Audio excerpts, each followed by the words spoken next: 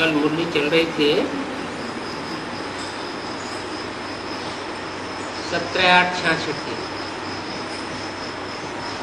पृष्ठ 2 के मध्य में बात चल रही थी, आखिर ये रावण कौन है, कोई है या नहीं है।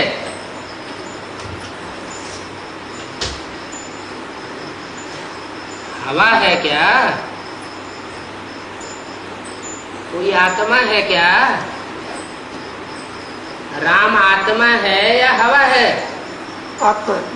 राम आत्मा है तो रावण क्या होगा, आत्मा ही होगा। राम रावण दोनों एक दूसरे के दुश्मन है ना। बेसिक नॉलेज में क्या बताया गया,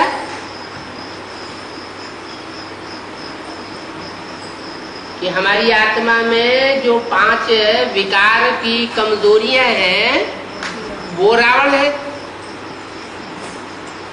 अच्छा, हर आत्मा में वो 5 विकारों रूपी कमजोरियां नंबरवार है या एक जैसी है। नंबरवार। आप कमजोर उनको ज्यादा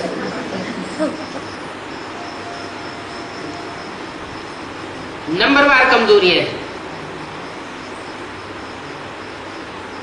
तो कोई आत्मा 100% काम क्रोध लोभ मोह अहंकार वाली भी होगी नहीं, और कोई आत्मा नंबरवार परसेंटेज में होगी या नहीं होगी, होगी। तो पूछा आखिर ये कौन है। आखिरीन कोई तो ऐसी आत्मा होगी दुनिया में जो काम विकार में 100% हो। नहीं तो क्यों गायन है, शंकर जी ने क्या किया, कामदेव को भस्म, कामदेव को भस्म किया। अब भक्ति मार्ग में तो उसे देवता बताई दिए। अब देवता में तो विकार होते ही नहीं है। जरूर देवता बनने से पहले कोई दुनिया का सबसे बड़ा महाकामी होगा जिसके अंदर जो देह अभिमान में काम विकार की अनुभूति भरी हुई है उसको भस्म किया होगा।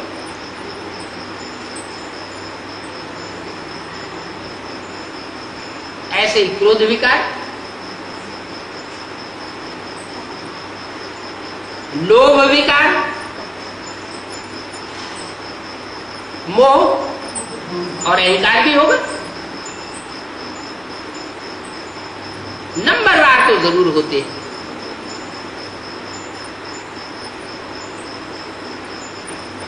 अगर दुनिया के धर्मों के हिसाब से देखा जाए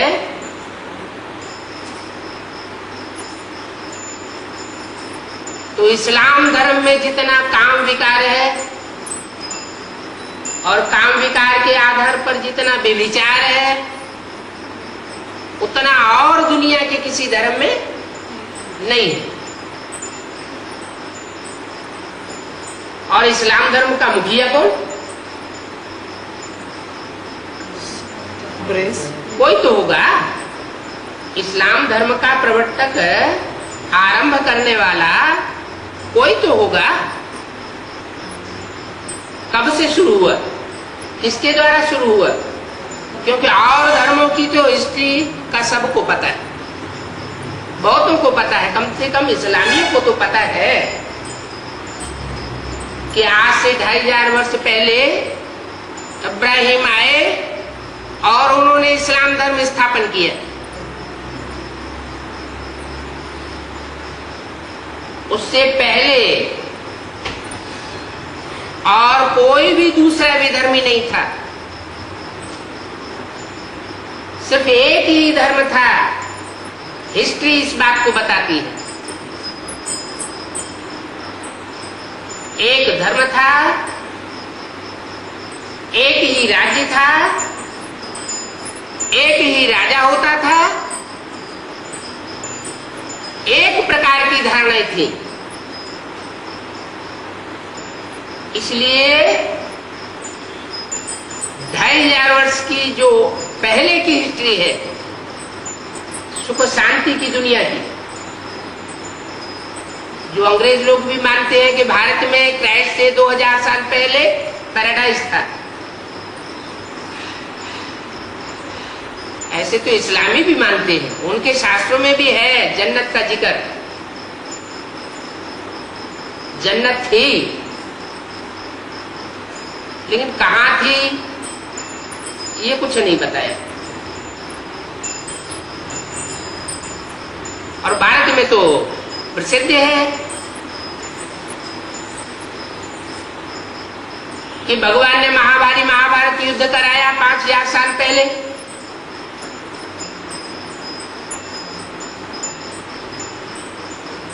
और महाभारत युद्ध के बाद, युद्ध के बाद तो शांति होती है ना।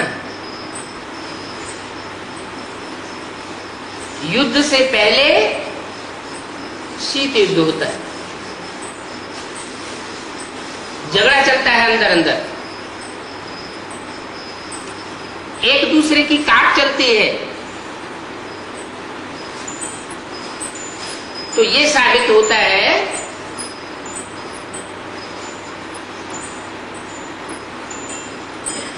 जो दुनिया की खुदाइयां हुई है उनमें भी ये साबित होता है कि 2500 साल 3000 साल से पुरानी कोई चीज नहीं मिली।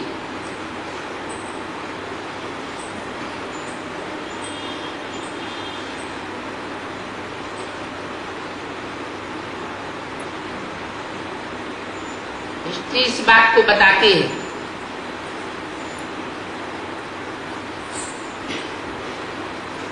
लेकिन आज के वैज्ञानिकों ने दूसरी बात कह दी है कि डायनासोर मिले, उनकी हड्डियां मिल रही हैं, कैलकुलेशन में लाखों वर्ष पुरानी है। अब वैज्ञानिकों की बात पर विश्वास किया जाए या शास्त्रों की बात पर विश्वास किया जाए या भगवान स्वयं आकर के बताए हिस्ट्री ज्योग्राफी सृष्टि की, उस बात पर विश्वास किया जाए। क्योंकि वैज्ञानिकों ने तो डार्विन थ्योरी भी निकाली, सभी ने माना कि हाँ डार्विन थ्योरी सही है, मनुष्य पहले बंदर मिसल था, धीरे धीरे उसकी पूंछ खत्म हो गई और वो मनुष्य के रूप में परिवर्तित हो गया। बाद में वैज्ञानिकों ने उस थ्योरी को झूठ साबित कर दिया, क्योंकि वैज्ञानिक भी तो मनुष्य है ना, मनुष्यों की बुद्धि विकारी होती है। विकारी बुद्धि के वशीभूत होकर के वो गलत कैलकुलेशन निकाल लेते हैं। भगवान इस सृष्टि पर आकाई है विकारी दुनिया को खलास करके निर्विकारी देवताओं की दुनिया बनाने। और धर्म पिताएं आते हैं 2500 वर्ष के अंदर, इब्राहिम, बुद्ध, क्राइस्ट, गुरु नानक वगैरह, वो अपना धर्म तो स्थापन करके जाते हैं, धारणाएं तो स्थापन कर देते हैं, लेकिन पुरानेपन का विनाश नहीं करते, पुरानी मान्यताओं का विनाश नहीं करते, अंधश्रद्धा अंधविश्वास के ऊपर कुठाराघात नहीं कर पाते।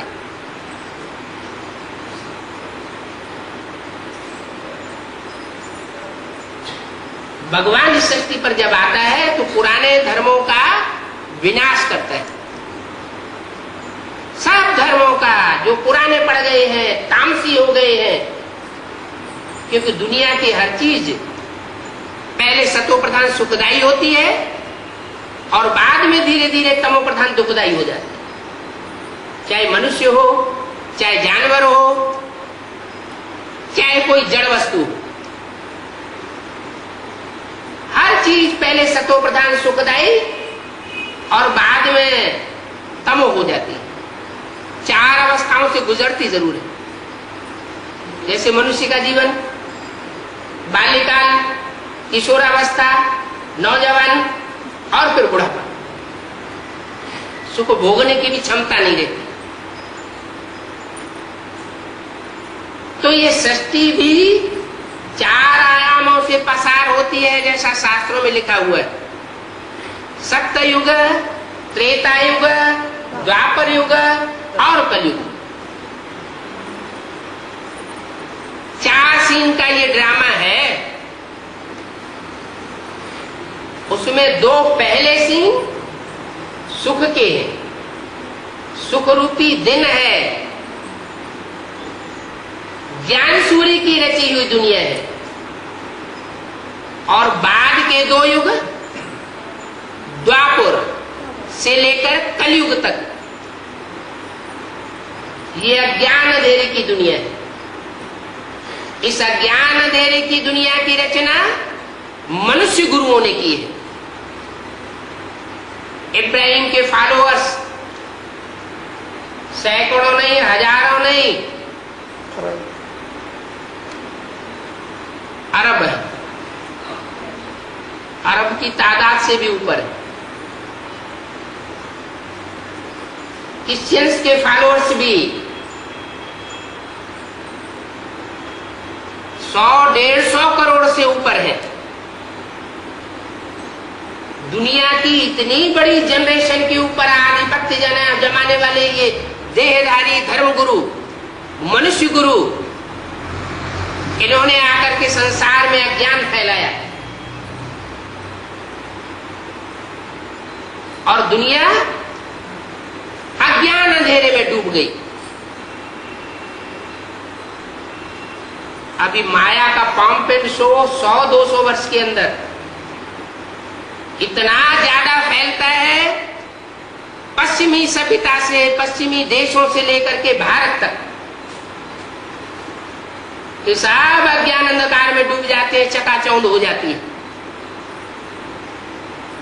क्या क्या निकला है? जो भी निकला है वो जन सामान्य के कल्याण नहीं उससे हो रहा है। एटम बम निकले, क्या उससे जनता का कल्याण हो रहा है? एरोप्लेन निकले हैं, कितनी दुनिया की परसेंटेज आत्माएं एरोप्लेन से लाभ ले पाती है?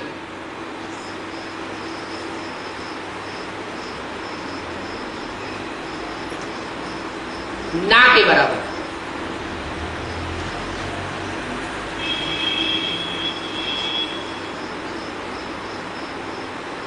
और भी वैज्ञानिक चमत्कार हो रहे हैं।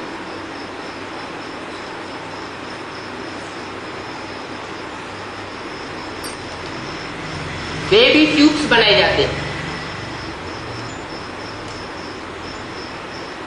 उनसे बच्चा पैदा किया जाता है।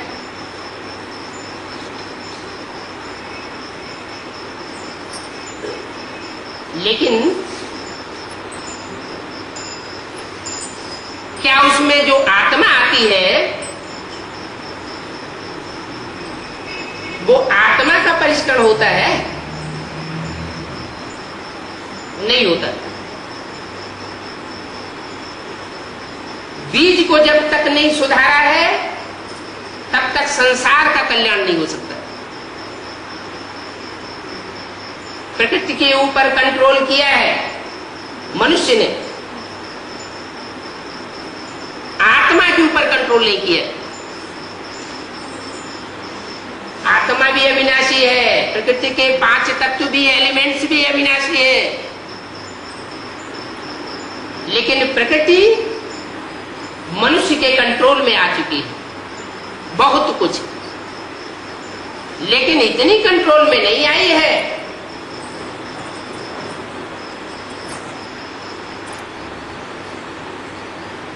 जो उसको सात्विक बना करके सतो प्रधान प्रकृति बना सके। ये ईश्वर का ही काम है। वो ही प्रकृतिपति कहा जाता है। वो मायापति भी है। काम, क्रोध, लोभ, मोह, अहंकार जो आत्मा में कमजोरियां आ जाती है, उनके ऊपर भी कंट्रोल करने वाला है और मनुष्य आत्माओं को भी कंट्रोल कराने वाला है। ये 5 विकारों का कंट्रोलर मायापति कहा जाता है। माया का पंजा है ये 5 विकार। तो मायापति भी है,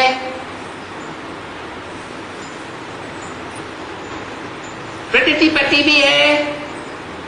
5 तत्व काम, वो पृथ्वी, जल, वायु, अग्नि, आकाशीय एलिमेंट्स, जिन्हें मनुष्य ने बहुत कुछ कंट्रोल कर लिया है। मनुष्य का शरीर भी इन 5 तत्वों से बना हुआ है, पूरी काट छांट कर लेता है।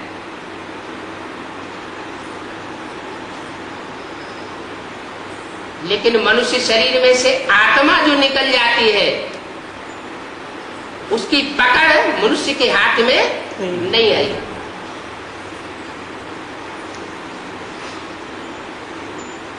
क्योंकि वो मायापति और प्रकृतिपति है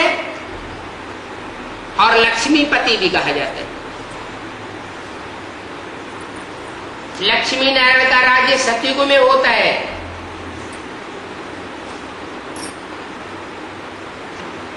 गिरती कला वाले युगों में, त्रेता में, द्वापर में, कलयुग में नहीं होता। तो वो संपूर्ण दुनिया बनाने वाला है। कलयुगी झूठ दुनिया को पलट करके सतयुगी 16 कला संपूर्ण दुनिया बनाने वाला है। वो आता है तो बताता है कि राम कौन है और रावण कौन है।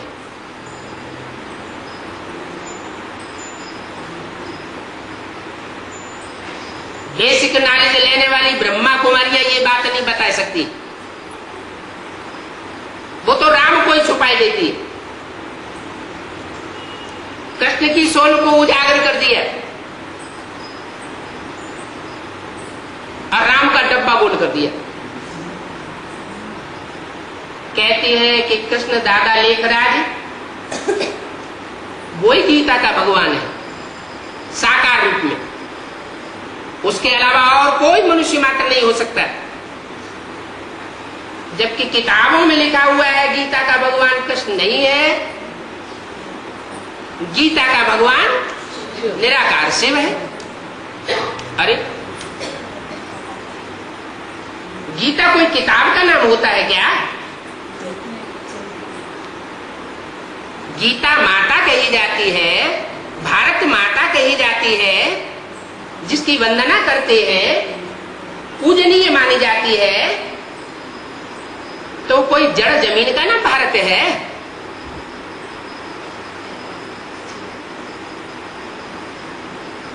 सर्वशास्त्र शिरोमणि कही जाती है। शास्त्र माना शासन करने वाली।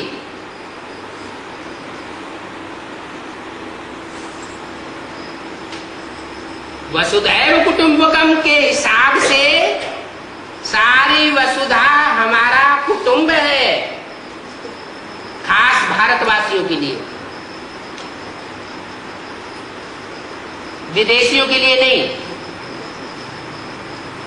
अगर उनके लिए सारी दुनिया कुटुंब के रूप में होती तो वो अपने देशों से विदेशियों को या भारतवासियों को भगाते नहीं रहते। भारत की आज भी परंपरा है, जो भी विदेशी भारत में आए, भारत ने अपनी गोद में उन विदेशियों को जगह दी। मुसलमान आए, आक्रमण भी किए, तहस नहस किया, लूट लपोट की, मारकाट मचाई, फिर भी उनको जगह दी। क्रिश्चियंस आए, सारे भारत को अपनी मुट्ठी में ले लिया, उंगली पे नचाना शुरू कर दिया, राजाई की व्यवस्था तहस नहस कर दी, आपस में लड़ाई किया। वो क्रिश्चियंस भी भारत के हर शहर शहर, गांव-गांव में बसे हुए, भले उनका राज्य नहीं,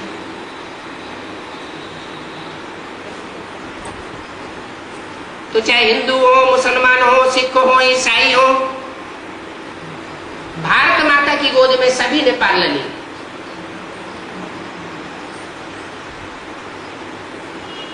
तो पालना देने वाली कोई चैतन्य शक्ति भी होगी ना, जिसकी वंदना की जाती है, पूजा की जाती है। वो शक्ति कौन है? ऐसा तो नहीं है उस आत्मा को धूल दूसरित कर दिया गया हो। वो रावण की जेल में आ चुकी हो। रामायण में लिखा है, माताओं का उद्धार करने के लिए आता हूं। धरणी माता जब बहुत दुखी हो जाती है तो उसका उद्धार करने के लिए मुझे आना पड़ता है, खास माताओं के लिए। हिसाब लगाया जाए, देखा जाए तो दुनिया में जास्ती बंधन पुरुषों को है, माताओं को है, कन्याओं को है या कुमारों को है? आप क्यों बोलते हैं? आप माता है इसलिए? आप लोग बताइए। आज की दुनिया में माताएं भी हैं, कुमार भी हैं, अधर कुमार भी हैं, शादी किए हुए, और कन्याएं भी हैं। सबसे जास्ती स्वतंत्र कौन है और सबसे जास्ती परतंत्र कौन है?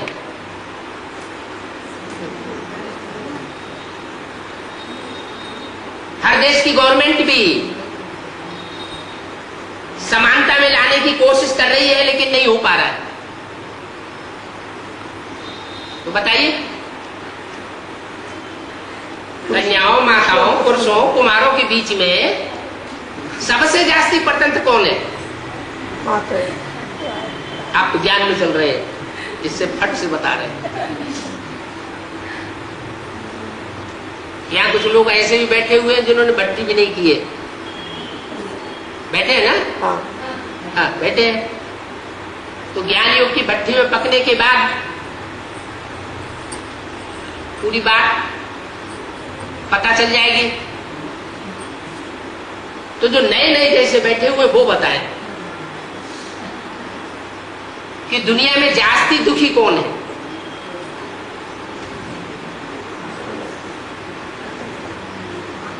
कन्याएं, माताएं, कुमार?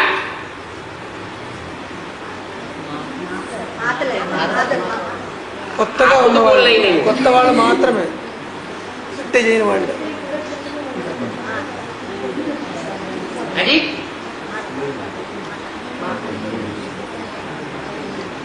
हिंदी अनुवाद कर दो, शायद हिंदी नहीं जानते। माता वो सब जानते हैं। घर घर की स्थिति ऐसी है। ఎక్కువగా దుఃఖితంగా ఉండేవాళ్ళు ఎవరు? మాతల, కుమారుల, ये बात ऐसे कहते हैं भारत में अर्धांगिनी है, आधे की हकदार है, आधे की हकदार है। लेकिन प्रैक्टिकल में अगर देखा जाए तो बैंक बैलेंस जास्ती पुरुषों के नाम होता है या माताओं कन्याओं के नाम होता है?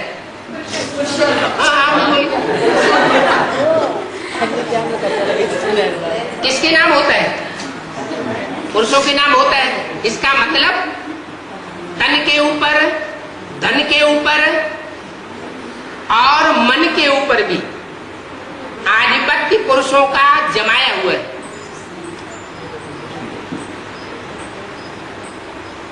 तो माताएं कंट्रोल्ड हुई पड़ी, बंधन में है। ये उस भारत की बात है जहां शास्त्रों में ये गायन है, यत्र नार्यस्तु पूज्यन्ते रमन्ते तत्र देवता। जहां नारियों की पूजा होती है, सम्मान से जहां देखा जाता है, वहां देवताएं निवास करते हैं। जहां नारियों का अपमान होता है वहां राक्षस निवास करते हैं।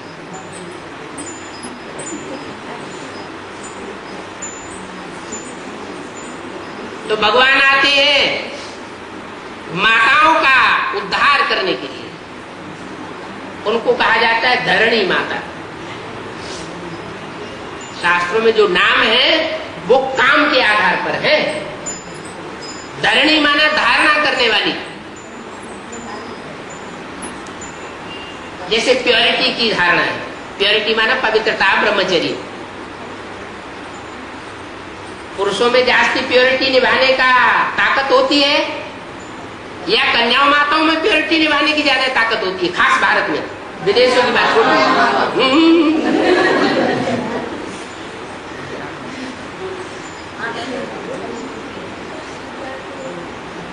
अगर यहाँ माताएं ज्यादा बैठी हुई है तो हाँ, ज्यादा बैठी हुई है, इससे साबित होता है कि भाइयों ने उनको स्वतंत्र किया हुआ है नेल्लूर में। दूसरी जगह के मुकाबले फिर भी स्थिति अच्छी है।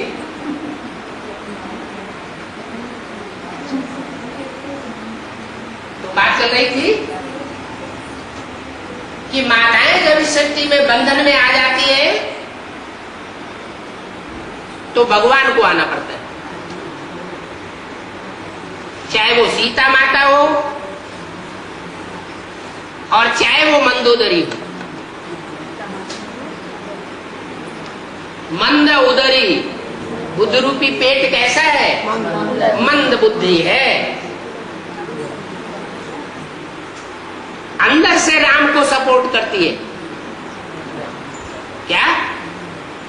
अंदर से चाहती है कि राम का राज्य हो, लंका में भी राम का राज्य हो, राम सच्चे हैं। लेकिन रावण का अपोजिशन नहीं कर पाती, छोड़ नहीं पाती। और सीता मंदोदरी के मुकाबले उतनी बंधन में नहीं होती, नहीं बंधन में होती है। मंदोदरी कम बंधन में और सीता जास्ती बंधन में होती है। नाम क्या दिया? सीता। सीता माना शीतल, जो भाव स्वभाव से शीतल है।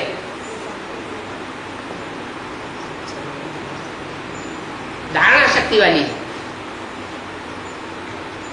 पवित्रता की धारणा वाली है। ऐसी पवित्रता की धारणा जो सब गुणों की जननी है।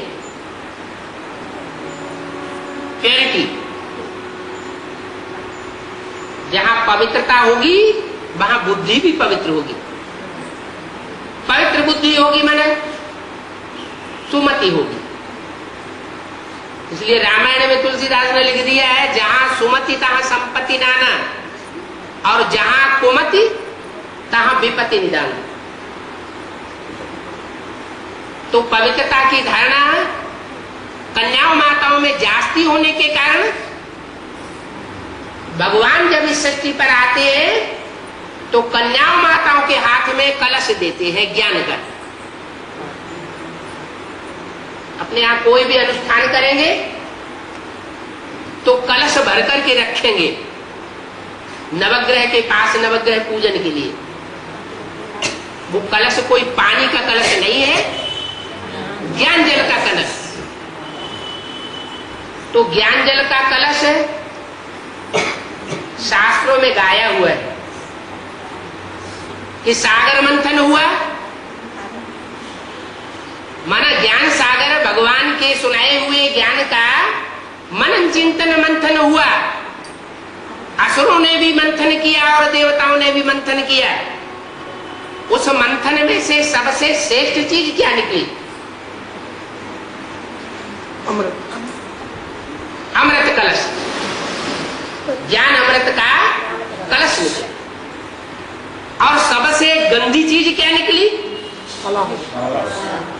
हालाहाल विषय। विष माना विषय विकार। क्या? विषय विकार।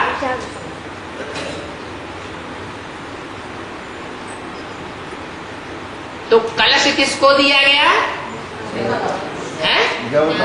देवताओं को दिया गया। उनको तो ज्ञानामृत बांटा गया, लेकिन किसके हाथ में दिया गया बांटने के लिए? माता के हाथ, लक्ष्मी के हाथ, गृह लक्ष्मी जिसे कहते हैं। घर घर में भी तो गृह लक्ष्मी होती है ना। घर की लक्ष्मी अगर अच्छी हो तो घर स्वर्ग बन जाए, और घर की लक्ष्मी अगर कुलक्षणी हो तो घर नरक बन जाए।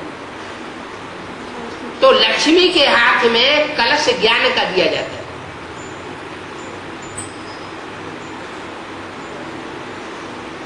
कौन सा कलश? जो मंथन करने के बाद निकलता है, वो कलश नहीं जो ब्रह्मा कुमारियां तथाकथित बताती है कि ज्ञान कलश भगवान ने हमको दिया। ठीक है, ब्रह्मा के द्वारा ब्रह्मा कुमारी ईश्वरी विश्वविद्यालय सारी दुनिया में स्थापन हो गए, गांव गांव शहर शहर में स्थापन हुए। दुनिया वालों को मानना पड़ेगा कि हाँ, ब्रह्मा का कार्य चल रहा है। ब्रह्मा के मुख से वेदवाणी निकल रही है, ये प्रैक्टिकल बात है। लेकिन जो वाणी निकल रही है, उस वाणी को ज्ञान अमृत नहीं कहा जा सकता। अमृत क्यों नहीं कहा जा सकता? क्योंकि जो भी वाणी निकली है माउंट आबू से, ब्रह्मा के मुख द्वारा, उसका मंथन नहीं हुआ जब तक ब्रह्मा जीवित रहे। और मनन चिंतन मंथन जब तक नहीं होता है ज्ञान सागर की वाणी का, तब तक वो ज्ञान अमृत नहीं है। ज्ञान का अमृत कलश नहीं कहा जा सकता। तो वो तो झूठी बात कहते हैं कि हमको ज्ञान अमृत कलश मिला हुआ है, हम लक्ष्मी का पार्ट बजाने वाले। नहीं, अमृत कलश की रचना ही नहीं हुई थी जब तक वो जीवित रहे। अमृत कलश का कनेक्शन सागर मंथन से, उनके शरीर छोड़ने के बाद उनके द्वारा जो वेदवाणी ब्रह्मा के मुख से उच्चारण की गई, जैसा शास्त्रों में लिखा है कि ब्रह्मा के मुख से वेद निकले, वो वेदवाणी मनन चिंतन मंथन की प्रक्रिया में आने लगी।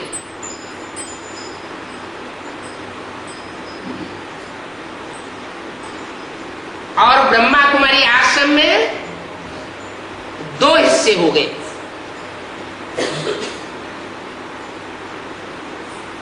चाहे उनको कौरव पांडव कह दो, और चाहे उनको देव और असुर कह दो।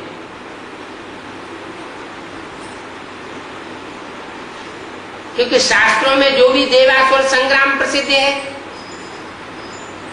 रामायण की कथा प्रसिद्ध है, महाभारत गृह युद्ध प्रसिद्ध है, वो सब इस समय की बात है।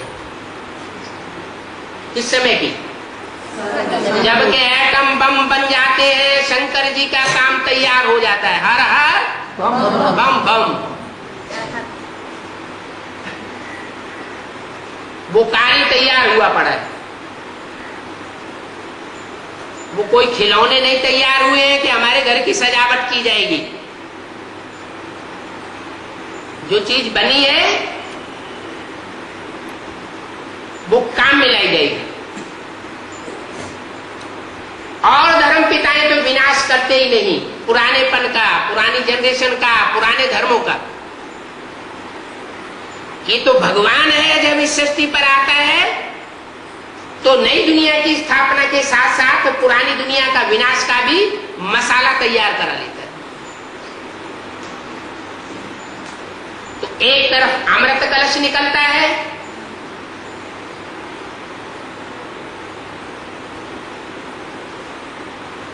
जो कन्याओं माताओं को सुपुर्द किया जाता है।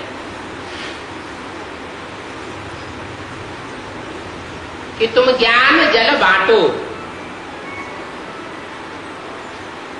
बांटा जाता है तो भी असुर चालाकी करते हैं। क्या चालाकी करते हैं?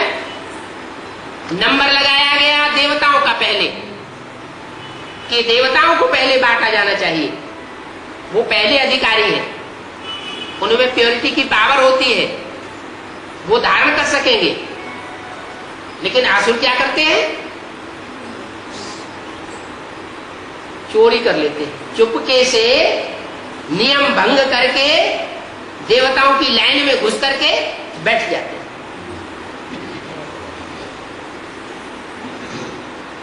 एक तरफ विषय विकार भी पीते रहते और दूसरी तरफ ज्ञान अमृत भी पीते रहते, तो वो ज्ञान उनके काम आएगा? काम नहीं आता, लेकिन पी तो लिया ना, तो अमर हो जाते हैं। अमर हो जाते हैं माना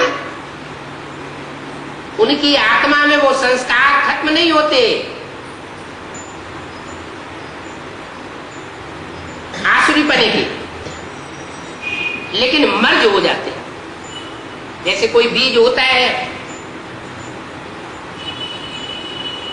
सर्दी में पौधा बनेगा, गर्मी में पौधा नहीं बनेगा। कोई बीज होता है गर्मी में पौधा बनता है, सर्दी में पौधा नहीं बनता है। कोई बीज होता है बरसात में उगता है, दूसरे मौसम में नहीं उगता। तो ऐसे ही ये बिंदु बिंदु बिंदु बिंदु आत्मा रूपी बीज है, जो भ्रकुटी के मध्य में यादगार के रूप में बिंदी या टीका लगाया जाता है। ये आत्मा यहां निवास है। इस आत्मा की रोशनी आंखों में से निकल रही है। ये आत्मा जब शरीर छोड़ के जाती है तो आंखें बटन हो जाती है, माने वो रोशनी, आत्मा रूपी रोशनी निकल गई, वो चैतन्यता चली गई। तो आत्मा में जो आसुरी पने के संस्कार भरे हुए हैं जन्मजात, जिन आत्माओं में, वो आत्माएं भी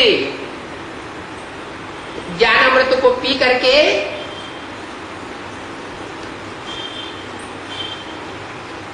अमर बन जाती है। उनको राहु के नाम दे दिए। कहते हैं नौ ग्रहों की दशा बैठती है तो कोई के ऊपर राहु की दशा बैठ जाती है।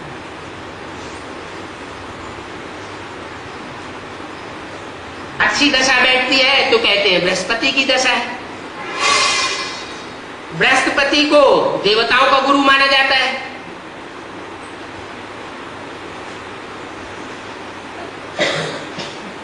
तो अभी वर्तमान में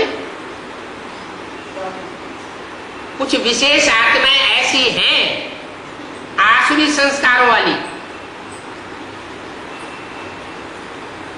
जो भगवान ज्ञान अमृत बांट रहा है, बंटवा रहा है,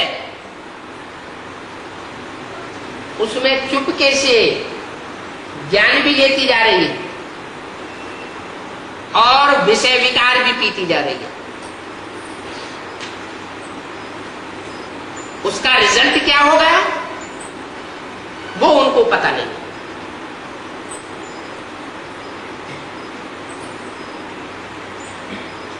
अभी बाप पहचान आकर के दे रहे हैं कि ये संगम युग है, पुरुषोत्तम संगम युग।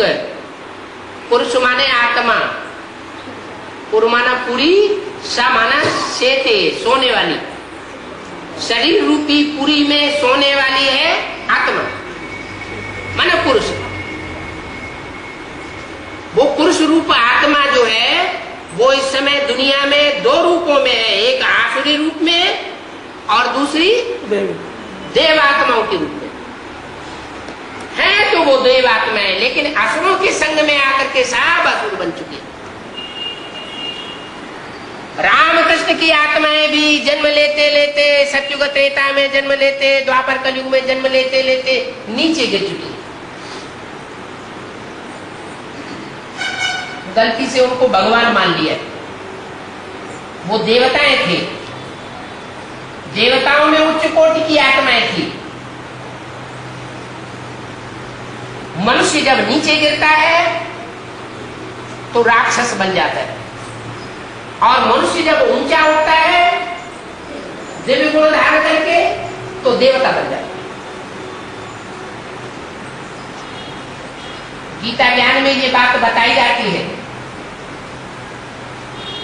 कि गीता ज्ञान नर अर्जुन को नारायण बनाने के लिए दिया गया था।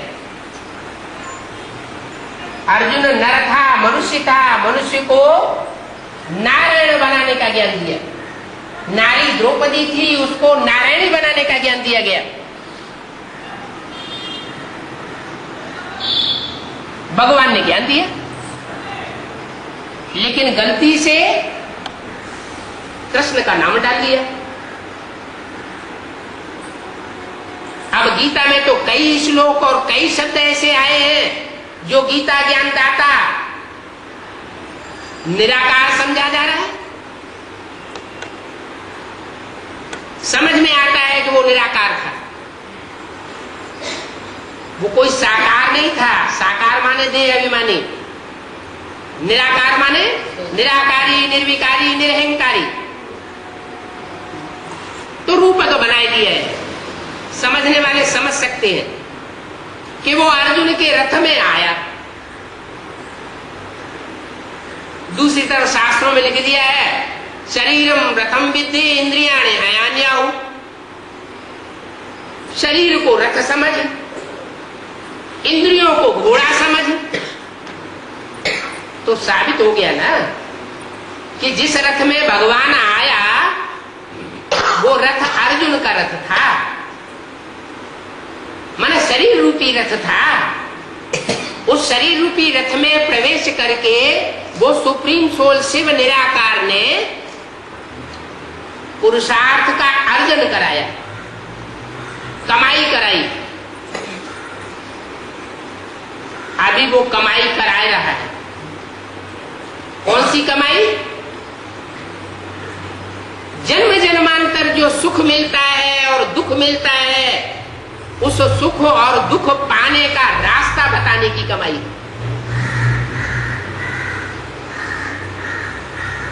गीता में कर्म अकर्म विकर्म की गति समझाई गई है।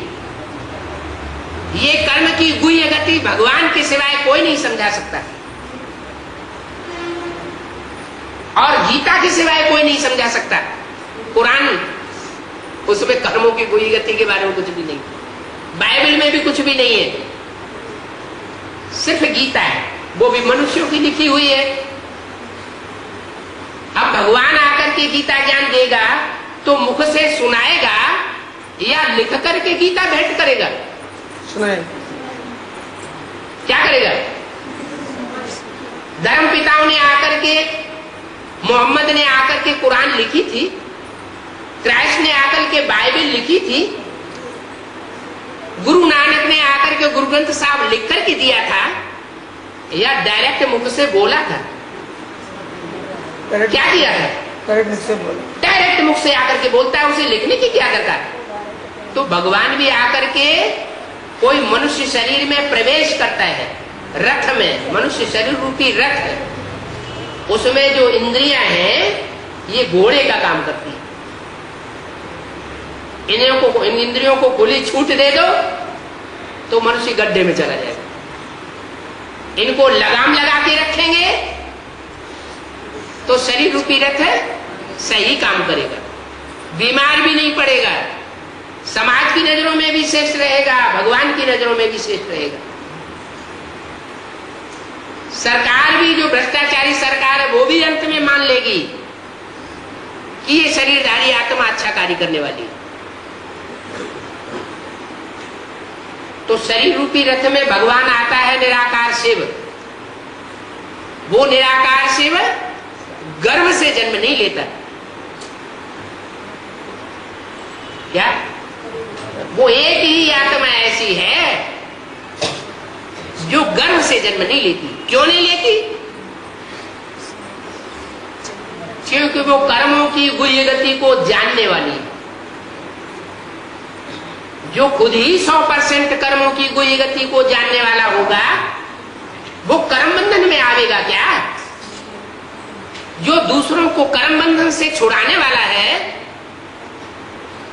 राजयोग सिखाने वाला है, बताता है तुम बच्चे कर्म योगी बनो, हठ योगी न बनो। हाथ पांव बैठ करके बांध करके बैठ गए और भगवान को याद करने लग पड़े, ये आर्टिफिशियल याद है। कोई महबूब अपनी महबूबा को हाथ पांव बांध करके नहीं याद करता है।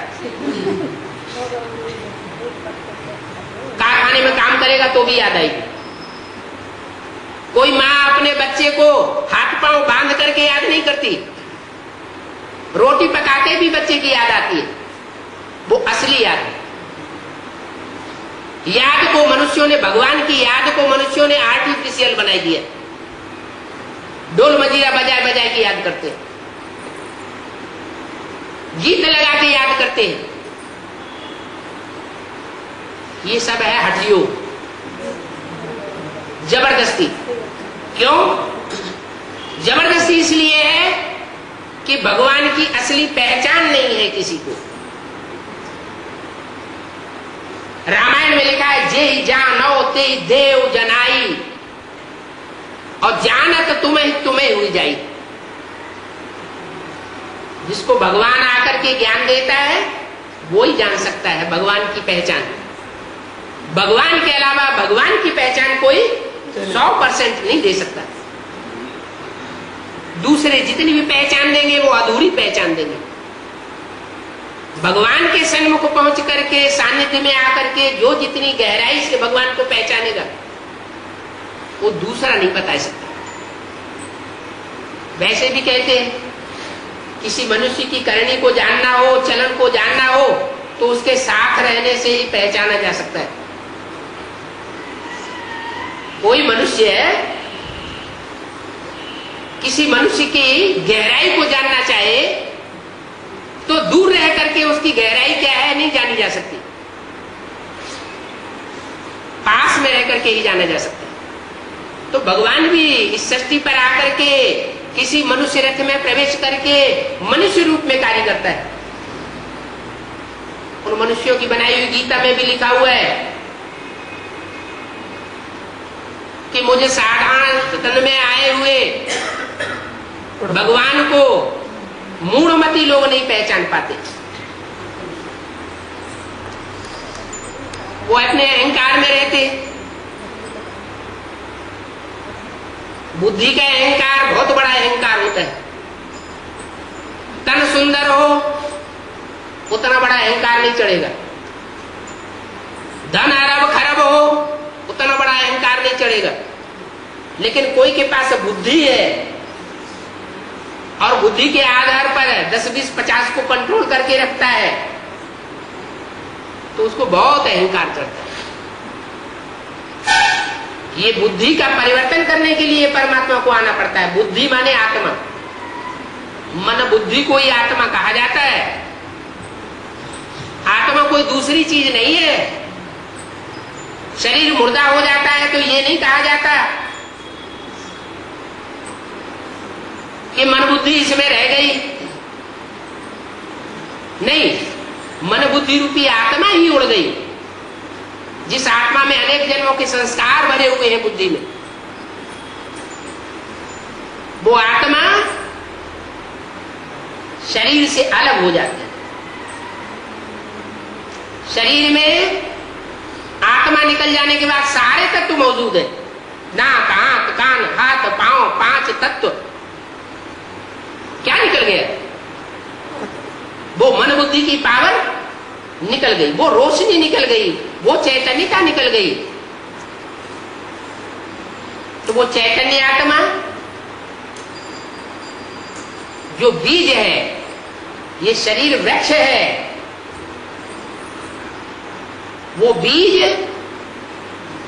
मूल रूप में जैसा होता है वैसा ही अपना पार्ट बजाता है। कोई आत्मा राक्षसी स्वभाव की है, भगवान भी भले आ जाए, ब्रह्मा भी नीचे उतर आए, तो भी नहीं तब्दील होती। कोई आत्मा ऐसी है जो भगवान के आने पर राक्षसी स्वभाव त्याग करके, जो उनको संग के रंग से मिला है, विधर्मियों के संग के रंग से, उसको त्याग देती है और दैव पद प्राप्त कर जाती है।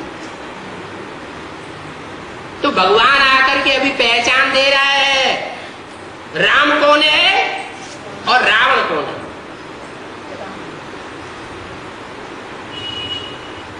राम रावण बन जाता है, कृष्ण कंस बन जाता है। कब?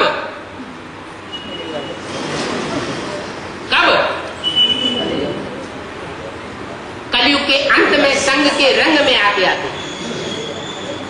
जो आसुरी धर्म दुनिया में फैले हुए हैं, मानवीय धर्म दुनिया में फैले हुए हैं, उन विधर्मियों के चक्कर में आकर, विदेशियों के चक्कर में आकर के रामकृष्ण की आत्माएं भी नीचे गिर जाती है। एक शिव सुप्रीम सोल ऐसा है जिसको किसी के संग का रंग नहीं लगता। उसकी यादगार हमारे मंदिरों में दिखाई गई। भारतवर्ष में और विदेशों में सबसे जास्ती मंदिर किसके बने हुए हैं?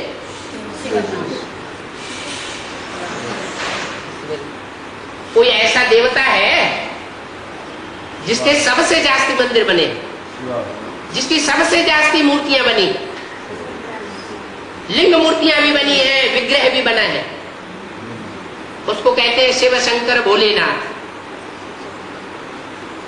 वो यादगार इस बात को बता रही है कि वो मां का स्वरूप भी है, उसके साथ जो जलाधारी बनी हुई है वो माता का रूप दिखाया गया है, स्त्री का अंग दिखाया गया है, और लिंग रखा हुआ है, पुरुष रूप दिखाया गया है, और साथ ही साथ दोनों दिखाए गए, क्योंकि भगवान आकर के प्रवृत्ति मार्ग की स्थापना करता है। सन्यासियों की तरह स्त्री पुरुषों को अलग करना नहीं सिखाता, वो सिखाता है इंद्रियों को कंट्रोल करना। सन्यासी तो कायर है, घर बार छोड़ करके इसलिए जाते हैं कि साथ में रह करके पवित्र नहीं रह सकते। भगवान आकर के सन्यास योग नहीं सिखाते।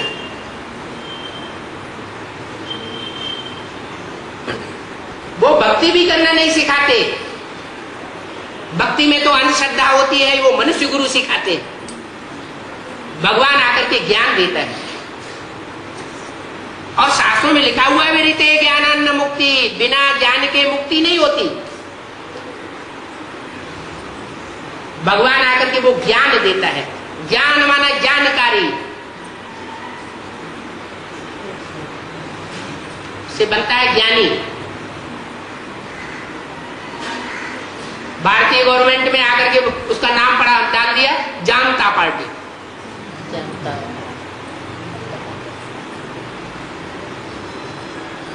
वो तो सिर्फ नाम बताए दिए है। अगर जनता पार्टी है वो ही सच्ची है तो ये बताए कि ये कपड़े का झंडा कभी विश्व विजय करता है? विश्व विजय करके दिखलावे तब होए प्रभु हमारा झंडा ऊंचा रहे। हमारा कागज का कपड़ा झंडा विजय करता है विश्व को? विश्व विजय मनुष्य करेगा या कपड़ा करेगा? कोई 3 कपड़े हुए हैं शरीर रूपी वस्त्र। ब्रह्मा की यादगार हरा कपड़ा, विष्णु की सात्विकता का यादगार सफेद कपड़ा, ये शरीर रूपी वस्त्र हैं। और शंकर की क्रांति का सूचक लाल कपड़ा। मन बुद्धि के अंदर संकल्पों का खून बहा देता है। ये सूक्ष्म क्रांति है ज्ञान की, और सूक्ष्म से लेकर के सारी दुनिया में स्थूल क्रांति भी होगी। स्थूल खून भी बहेगा। किनका बहेगा? जो परमात्मा का ज्ञान सुनकर संदेश लेकर के परिवर्तन नहीं होंगे। उनका खेल खलासा होना है, खून खराबा होना है। जो भगवान के बच्चे बनेंगे, ब्रह्मा के मुख से भगवान आकर के जो ज्ञान सुनाता है, मुखवंशावली ब्राह्मण बनाता है, जो ब्राह्मण बनेंगे पवित्र, विनाश के पीरियड में, एटम बमों के फटाके के पीरियड में वो भगवान से पाल लेंगे, प्रसन्न रहेंगे। कुरान में कयामत का बहुत जिक्र है। मुसलमान भी इस बात को जानते हैं कि विनाश के पीरियड में खुदा के बंदे बहुत आराम से रहेंगे, और जो खुदा की वंदना नहीं करने वाले होंगे, माथा टिकाने वाले नहीं होंगे, माने माथा नहीं झुकाएंगे, अपने अहंकार में रहेंगे, उनको बहुत दुख झेलने, और दुख झेलते झेलते खून खराबा होते होते आखिर भस्मीभूत हो जाते। जो आने वाली नई दुनिया है, जो आने वाला सत्य युग है, उस सत्य युग में उनको जगह नहीं मिलेगी, क्योंकि उन्होंने अपनी आत्मा को सत्य नहीं बनाया। जो कहते हैं सत्य चित्त आनंद स्वरूप, भगवान का संग नहीं किया। भगवान का संग करेंगे तो आत्मा में सत्य चित्त आनंदमयता के रूप आएंगे, गुण आएंगे। असुरों का संग करेंगे, जो आज दुनिया करती चली जा रही, खास करके भारत के पढ़े लिखे नौजवान,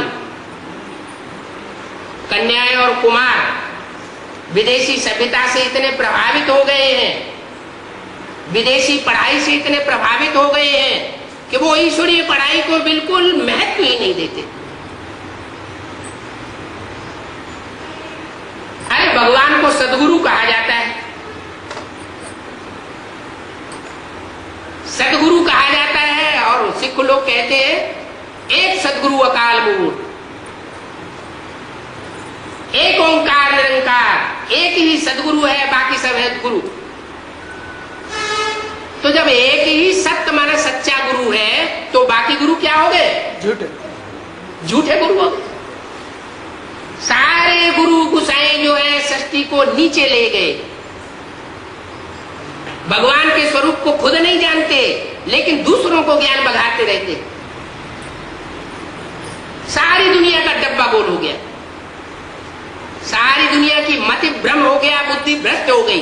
कैसी बुद्धि भ्रष्ट हो गई? जिस डाल पर बैठे हुए हैं उसी डाल को काट रहे। एटम बम बनाने वालों को भारत के जो विद्वान आचार्य हैं वो बहुत ऊंचा समझते हैं या नीचा समझते हैं? ऊंचा समझते, बहुत ऊंचा समझते हैं। ये नहीं समझते उनकी बुद्धि भ्रष्ट हुई पड़ी है। जिस दुनिया में बैठे हैं उसी दुनिया का संहार करने के लिए उन्होंने शस्त्र तैयार कर लिए, और उन शस्त्रों को भी विस्फोट करने की अब उनमें ताकत नहीं है, इतनी हिम्मत नहीं है। वो कार्य भी परमात्मा को कराना पड़ता है, शंकर द्वारा विनाश। हर हर पापों का हरण करता है। बम बम, जब बम्बों के फटाके होते हैं तब दुनिया झुकती है। फिर पछताए होत का जब चिड़िया चुन गई खेत, फिर तो कोई मतलब ही नहीं। अरे बुद्धि का अहंकार, जो बुद्धिमानों की बुद्धि कहा जाता है भगवान, उसके सामने अपनी बुद्धि का अहंकार क्यों दिखाना? इसलिए अर्जुन से कहा, अर्जुन तू कोरा कागज बन जा, तू जो कुछ पढ़ा लिखा है वो सब भूल जा। तूने डागली पढ़ाई पढ़ी होगी, ये डागली पढ़ाई जो भारत में आई है वो विदेशियों से आई है। ये डॉग एंड विचेस बनाने वाली पढ़ाई है, कुत्ता कुतिया बनाने वाली पढ़ाई। असली पढ़ाई तो दैवत्व वाली पढ़ाई भगवान पढ़ाता है। नर को नारायण बनाने वाली पढ़ाई वो आकर के राजयोग सिखाता है। उस राजयोग में राज भरा हुआ है कि कैसे स्त्री का संग करते हुए भी, इंद्रियों से कर्म करते हुए भी, कोई भी इंद्रिय का संग करते हुए भी बुद्धि को एकाग्र किया जा सकता है। लेकिन ये ज्ञान परमात्मा ही सिखा सकता है और कोई मनुष्य गुरु राजयोग नहीं सिखा सकता। आचार्य रजनीश कहते कहते मर गए। योग क्या चीज है तो क्या बताते थे? भोग में योग समाधि लगावे। अरे तुम मर क्यों गए? भोगी बना के अपने चेलों चपाटों को चले गए। अभी भगवान कहता है मैं तुमको वो बुद्धियोग सिखाने आया। मिसाल के तौर पर मिसाल भी बता दिया। जैसे महबूब अपनी महबूबा की याद में होता है, रास्ता चलते चला जाता है, आंखें खुली हुई होती है, कौन उसकी आंखों के सामने से निकल गया वो उसे पता नहीं लगता। क्यों नहीं पता लगा? क्योंकि बुद्धि दूसरी जगह एकाग्र थी। तो ये और इंद्रियों का भी यही काम है। जैसे आंख का मिसाल लिया कि आंख ने अपना विषय ग्रहण नहीं किया, उसको दिखाई नहीं पड़ा आंखों के सामने कौन कौन गुजर गया।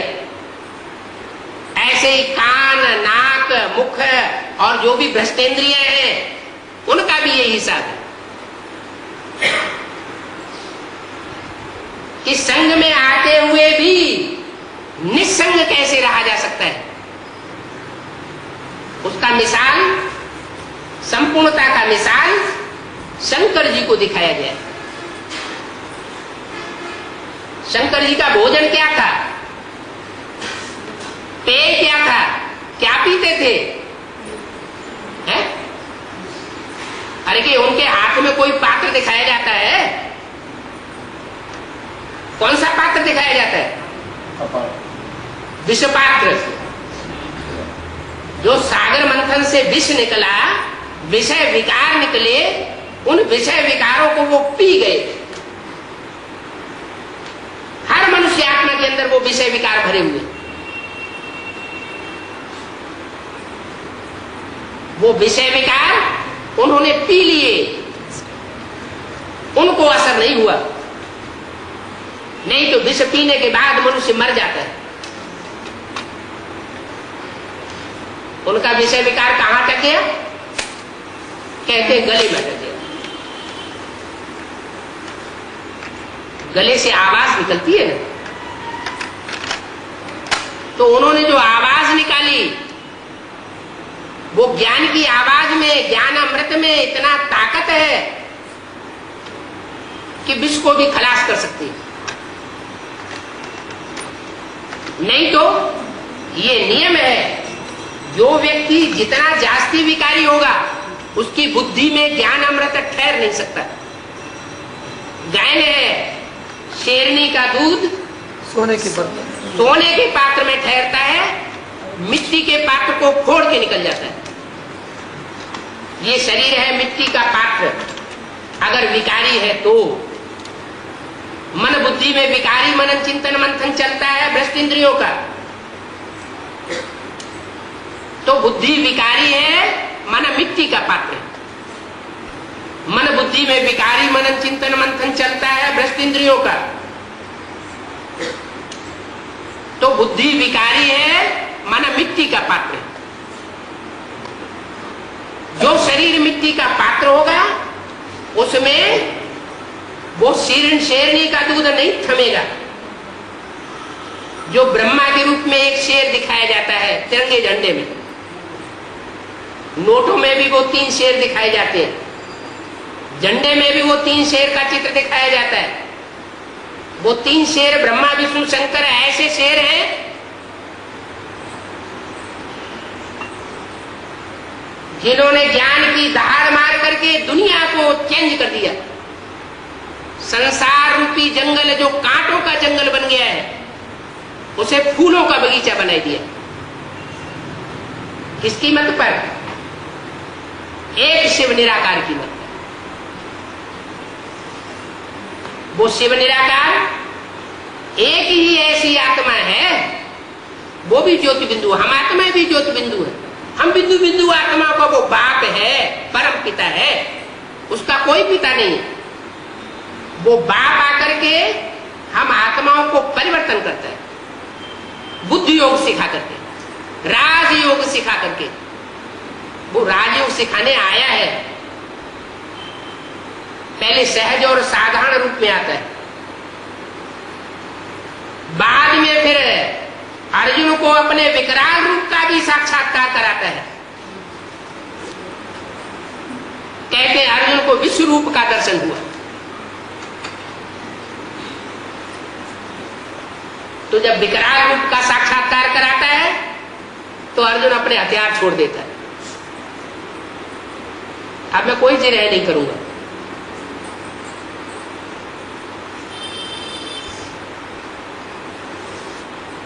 अभी वो निराकार ज्ञान सूर्य इस सृष्टि पर आया हुआ है। ब्रह्मा के तन में आया, माउंट आबू से जो वाणी उच्चारण की, वो ब्रह्मा ने बड़ी मां माने मां, बड़ी मां का रूप था। आसुरी बच्चे जो होते हैं वो मां की बात को तो मानते ही नहीं, मां के ऊपर और हावी हो जाते। इसीलिए ब्रह्मा का हार्ट फेल हो गया। किसी बहेलिये ने ऐसा ज्ञान बात का तीर मारा जो उनका हार्ट फेल हो गया। शास्त्रों में भी ये गायन है कि कृष्ण के अंतिम समय में कोई बहेलिये ने उनके पांव में तीर मारा, पांव से कहीं पहुंचा जाता है। कहते तुम्हारे पांव वहां तक नहीं पहुंचेंगे जहां तक गुरु जी के पांव पहुंचे हुए। पांव का मिसाल बुद्धि से दिया जाता है। जैसे पांव से पहुंच होती है वैसे बुद्धि से भी पहुंच होती है। तो ये शास्त्रों में कवियों ने कविताएं लिखी है रूपक वाली। उनके अर्थों को कवि समझते थे, या तो अंत में जब कलयुग के अंत में ज्ञान सूर्य रवि आता है तो वो उनके सही अर्थ बताता है। वो कवि जिन्होंने वो कविता रची वो तो कविता रच के चले गए। 2-2.5 साल हो गए उन शास्त्रों को रचे हुए। मनुष्य विकारी बनता चला गया, विकारी बुद्धि से उन्होंने विकारी इंटरप्रिटेशन कर दी, उन शास्त्रों की विकारी व्याख्याएं कर दी, पतन होता गया। अभी वो ज्ञान सूर्य रवि सृष्टि पर आया हुआ है, सारी सृष्टि को परिवर्तन करके जाएगा। ऐसे नहीं कि वो ब्रह्मा के तन में आकर के ज्ञान सुना के चला जाता है। फिर पति सृष्टि को पावन बनाने के लिए कोई दीदी दादी दादाएं आते हैं जो आकर के उसको परिवर्तन करते हैं। ये भी उनके बुद्धि का अहंकार है। कितना अहंकार दिखाते हैं, त्रिमूर्ति को गायब करते जा रहे हैं।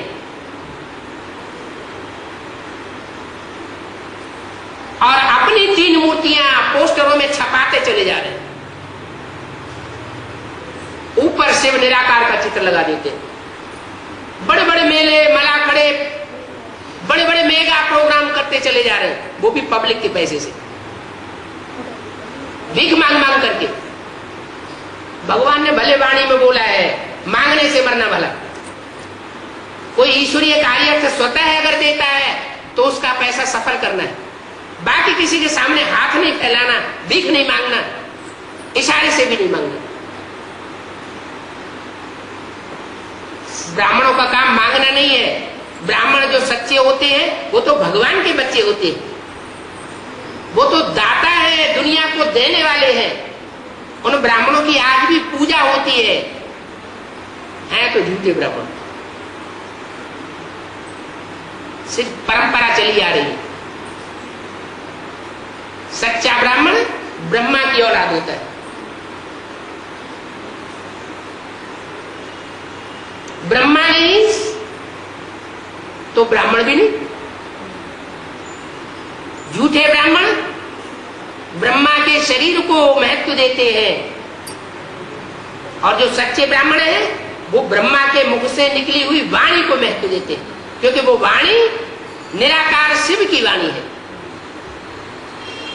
वो कहे जाते हैं मुखवंशावली ब्राह्मण श्रेष्ठ ब्राह्मण।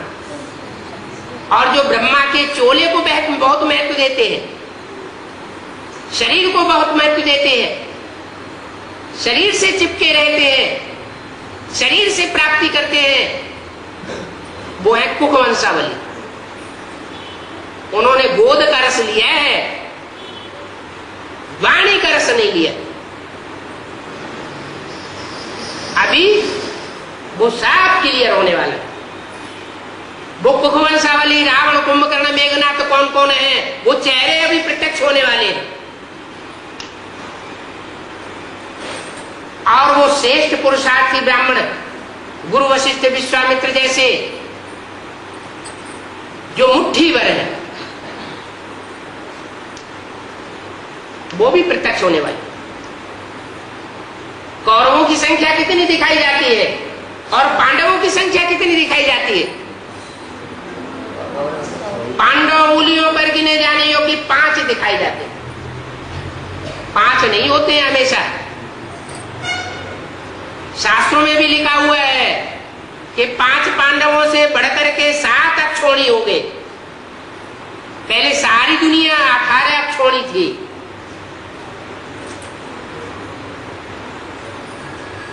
उसमें से 7 अक्षौणी पांडव निकल पड़ते। पंडे की औलाद, पंडा कहा जाता है जो तीर्थ यात्रा कराता है। तीर्थ, तीर माना किनारा लगाना, किनारा, था माने स्थान। किनारे लगाने का जो स्थान दिखाता है, एक किनारे लगा देता है। क्या हम भवसागर में पड़े हुए हैं क्या? विषय वैतरणी में पड़े हुए हैं क्या? हाँ, सारी दुनिया विषय वैतरणी में पड़ी हुई है। सारी दुनिया सागर में पड़ी हुई है, विषय सागर में। भगवान आता है, हमारी शरीर रूपी नैया को एक किनारे लगाता है। इसलिए वो पंडा है। असली पंडित वो है। वो पंडा आता है तो उसके जो बच्चे बनते हैं सच्चे अर्थों में ब्रह्मा के मुख से पैदाइश होने वाले, वो पांडव कहे जाते हैं। अभी वो पांडव तैयार हो रहे हैं। और ये भी बता दिया कि ये पांडवों का किला ऐसा बन जाएगा जिसमें एक भी असुर प्रवेश नहीं कर सकेगा।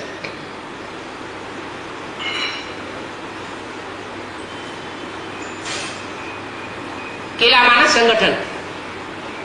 जैसे ईंटें होती है, संगठित की जाती है तो किला तैयार हो जाता है, महल तैयार हो जाता है। तो ऐसे ही ये चैतन्य ईंटों का महल तैयार हो रहा है। भगवान स्वयं आकर के ये किला तैयार कर रहा है। ये किला तैयार होगा। पहले श्रेष्ठ से श्रेष्ठ जो ईंटें हैं, चैतन्य आत्माएं हैं, उनका संगठन तैयार होता है। किला कहो, माला कहो, कोई धर्म ऐसा नहीं है जिसमें माला न घुमाई जाती है। ये माला के मणके आत्मा रूपी संगठन की यादगार है। जिन श्रेष्ठ आत्माओं को भगवान ने आकर के राजयोग ज्ञान सिखा करके संगठित किया, माला बनाई, वो माला सब धर्मों में सिमरी जाती है, स्मरण की जाती है। आज भी क्रिश्चियन लोग भी माला घुमाते हैं, मुसलमान लोग भी माला घुमाते हैं, यहूदी भी माला घुमाते हैं, पारसी भी माला घुमाते हैं, बौद्ध भी माला घुमाते हैं, जैनी भी माला घुमाते हैं। उनसे पूछा जाए इस माला का ऐसा क्या महत्व है जो हर धर्म में माला की इतनी मान्यता है? माला है संगठन रूपी माला। जो भगवान ने आकर के श्रेष्ठ आत्माओं का संगठन बनाया था, उस संगठन में सबसे श्रेष्ठ आत्माएं हैं 8। हमारी भारतीय परंपरा में जो भी अनुष्ठान किया जाता है, उस अनुष्ठान में उन 8-9 आत्माओं को आज भी पूजा जाता है। कोई भी अनुष्ठान करेंगे, मरने के पहले करेंगे, मरने के बाद करेंगे, शादी ब्याह में करेंगे, यज्ञोपवीत में करेंगे, वो नवग्रह पूजे जरूर जाते हैं। वो आसमान के ग्रह है, जड़ सितारे, ये हैं धरती के चैतन्य सितारे। वो आसमान के जो सितारे ग्रह नक्षत्र हैं, वो दुनिया को चलाने वाले नहीं है। दुनिया चैतन्य के द्वारा चलाई जाएगी या जड़ के द्वारा चलाई जाएगी? दुनिया का परिवर्तन चैतन्य आत्माओं के द्वारा होगा या जड़त्व के द्वारा होगा? चैतन्य में ज्यादा ताकत होती है या जड़त्व में ज्यादा ताकत होती है? चैतन्य आत्मा में ज्यादा ताकत। लेकिन उस आत्मा में, जो आत्मा सोई हुई पड़ी है अज्ञान निद्रा में, उसमें ये ताकत नहीं है, वो ताकत नहीं आ सकती। जो आत्मा जागृत हो जाती है, ईश्वरीय ज्ञान में जागृत हो जाती है, वो आत्मा में वो शक्ति आ जाती है कि वो अपने को तो क्या, सारी दुनिया को परिवर्तन कर सकती है। इसलिए आज भी गायन चला आ रहा है। भारत की भ्रष्टाचारी गवर्नमेंट भी गीत गा रही है, विश्व विजय करके दिखलावे तब होवे पूर्ण हमारा, झंडा ऊंचा रहे हमारा। ओम शांति। यह देह अभिमान जन्म को जानेगा? कौन जानेगा? है? ये आत्मा जो ज्योति बिंदु बैठी हुई है शरीर के अंदर प्रकृति में, ये आत्मा जो यहाँ टिकी हुई है, ये आत्मा जानेगी या देह जानेगी? आत्मा जानेगी ना। तो देखो अपने को अंदर, अपने अंदर ये देखो कि 24 घंटे में ये आत्मा सितारा कितनी देर याद रहता है? इस याद की प्रैक्टिस कितनी की है? बाबा ने टाइम तो बता दिया कि इस स्मृति में कितना टाइम रहना है, कम से कम 8 घंटा ये स्मृति हो जाएगी तो अपने जन्मों की थ्योरी अपनी आत्मा के अंदर खुलने लगेगी। तो वो एकाग्रता आई है, आ गई, आ रही है। कितने घंटे की आ गई वो पता नहीं, पता लगाओ, काउंट करो, चेकिंग करो, चेंज करो। चेकिंग करेंगे तो चेंज होगा, है? इसलिए बाबा बताते हैं रोज शाम को अपना एक चौपड़ा बनाओ, उसमें 5 मिनट सोने से पहले लिखो आत्मिक स्मृति में सारा दिन कितना रहे, जरमुई जगमुई करने में कितना टाइम वेस्ट किया, सोने में कितना टाइम लगाया। बाबा ने तो टाइम ये भी बता दिया कि योगियों की नींद होनी चाहिए 4-5 घंटे की सॉलिड नींद। जिन आत्माओं के कर्मों के ऊपर हमको जीत प्राप्त हो जाती है, उन कर्मों के युद्ध में वो आत्माएं हमसे हार जाती है। हम श्रेष्ठ कर्म कर लेते हैं और वो श्रेष्ठ कर्म नहीं कर पाती, तो उनको माँ बाप के रूप में जन्म मिलता है और हमको बच्चे के रूप में उनका बच्चा बनना पड़ता है। बच्चा जो है वो राजा महाराजा बन जाता है माँ बाप का, और माँ बाप उसके दास दासी बन जाते हैं। जन्म देते हैं, 9 महीने पेट में धारण करते हैं, पढ़ाई लिखाई पढ़ाते हैं, सारे जीवन की कमाई अंत में उनको सौंप देते हैं। तो इससे बढ़िया दास दासी कोई मिलेगा? नहीं मिलेगा ना। तो जहां जीत हुई वहां जन्म मिला।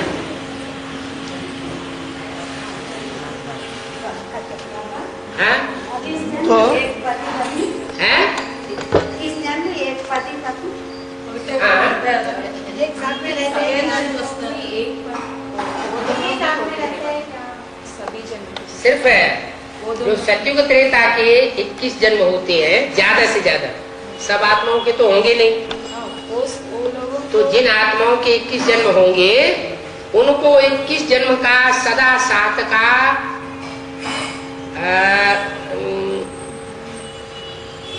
अनुभव नहीं, प्रैक्टिकल अनुभव 21 जन्म तक वो बाप की गारंटी।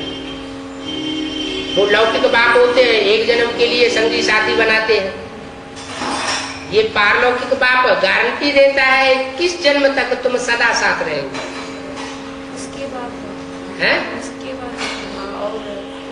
उसके बाद तो कोई हर युग में थोड़ा ही साथ मिलता है, हर युग में भी साथ मिल सकता है, लेकिन 84 जन्म सदा कोई साथ नहीं दे सकता।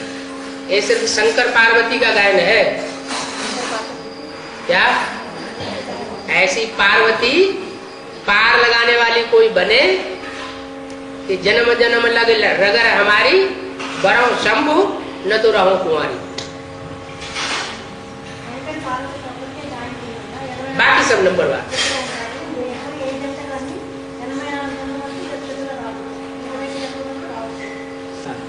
क्या संस्कार के ऊपर कब्जा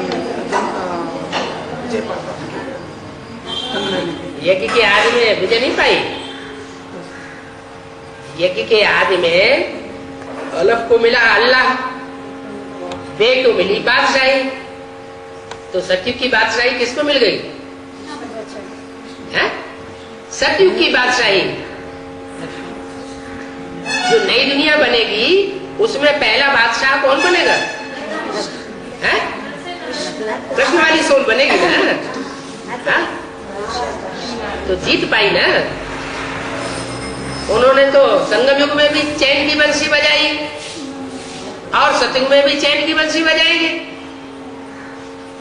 और भरी कौन ढोता है? रोडपति कौन बनता है? गली गली में चक्कर कौन काटता है? राम वाली आत्मा या कृष्ण वाली आत्मा? राम वाली आत्मा गली गली में रोड में चक्कर काट रही। तो कृष्ण की आत्मा कोई ऐसे श्रेष्ठ कर्म किए हैं, वो तो सबको स्पष्ट है। माँ के रूप में पार्ट बजाया, सहन शक्ति का पार्ट बजाया। आसुरी बच्चे जो इस्लामी बौद्धिक क्रिश्चियन धर्म से कन्वर्ट होकर के आकर के ब्राह्मण बन गए, क्योंकि हिंदू ही दूसरे धर्मों में हमेशा कन्वर्ट हुए। दूसरे धर्म के कभी हिंदू नहीं बने हैं। हिंदुओं की जनसंख्या कम क्यों हुई? क्योंकि दूसरे धर्मों में कन्वर्ट होते रहे। वही कन्वर्ट हुई आत्मा माउंट आबू में जाकर के ब्राह्मण बन गई। 9 गुरुओं के ब्राह्मण गए क्या गाए जाते हैं? एक तरह के ब्राह्मण नहीं है, उनमें आसुरी ब्राह्मण भी है। तो जो ब्राह्मण वहां इकट्ठे हो गए, उनमें सब 84 जन्म लेने वाले नहीं बनेंगे। एडवांस में भी आसुरी ब्राह्मण होते हैं ना बाबा? एडवांस में भी एडवांस है बीज रूप आत्मा है। और जो बेसिक नॉलेज है वो है जड़, आधारभूत आत्मा है। जड़ों में ज्यादा पावर होती है, बीज में ज्यादा पावर होती है। बीज का कभी नाश नहीं होता, जड़ें तो सड़ भी जाती है। बीज रूप आत्मा जो भी है उनकी संख्या बता दी है। कितनी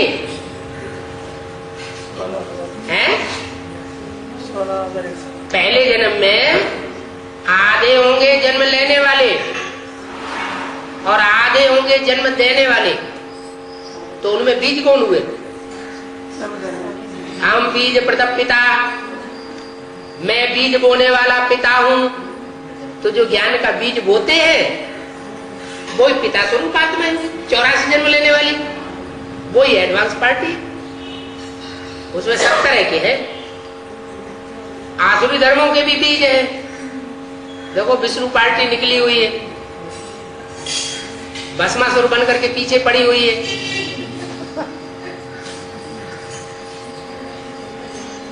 कंसी, जरासंधी, रावण, मेघनाथ, ये कहीं दूसरी जगह के नाम थोड़े ही है। ये सब ब्राह्मणों की दुनिया के नाम है।